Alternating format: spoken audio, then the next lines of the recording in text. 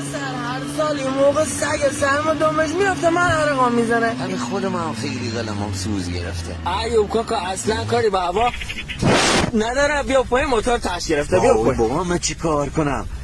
بیا پس منفجر میشه. با فکر یک کپسولی باشیم با کشم گرفت. ساعت چرا میگه کپسول آتش نشانی.